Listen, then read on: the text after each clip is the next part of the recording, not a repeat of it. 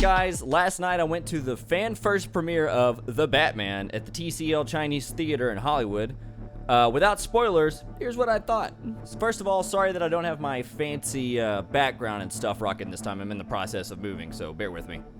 The script. This movie is long. I know everyone knows this already, but the length is deliberate because there's a lot happening in this movie.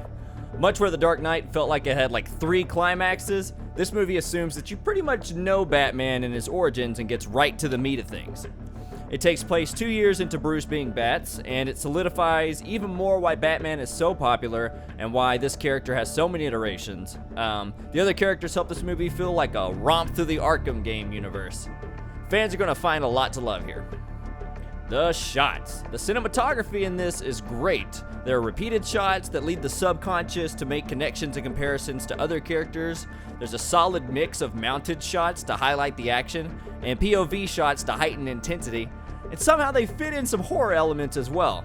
There's also a lot of shots with blurred edges that keep just a single subject in focus.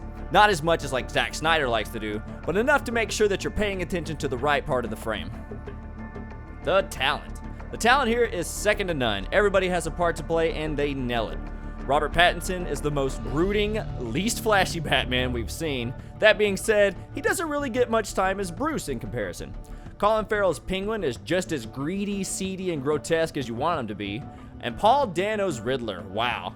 They take this character in a little bit of a different direction, but it works so well. Zoe Kravitz is amazing as Selina Kyle, very much Batman Year One Selina, absolutely ruthless. And Jeffrey Wright does a great job as Gordon, but the script kind of makes him the comedic relief. Not that it's bad. There's just enough humor in this movie amongst all the seriousness and angst that keeps it feeling like classic Batman. The production. Production-wise, obviously this is a blockbuster. There's tons of action, chase sequences, fight sequences, but those are like peppered in there amongst mainly detective noir shenanigans. There's shadows, rooftops, and almost constant rain. It really makes Gotham feel like home. The settings are very stylish, particularly Wayne's residence. It's so gothic and there's so many angles happening in the woodwork, it's ridiculous.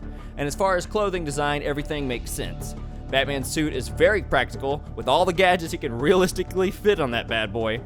And it all feels very ordinary, but the characters make these costumes extraordinary. The verdict. So this movie is 3 hours long, and my biggest complaint is that I didn't have more. I really wanted to see that extra hour, because as a Batman fan, this movie nails the tone that made me fall in love with Gotham in the first place. I will definitely be seeing this again.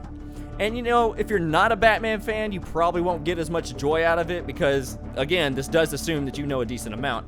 But if you like Bruce's particular brand of struggle against inhumanity, you're gonna have a bat time. And that's why I'm giving The Batman 7 Batarangs out of 7.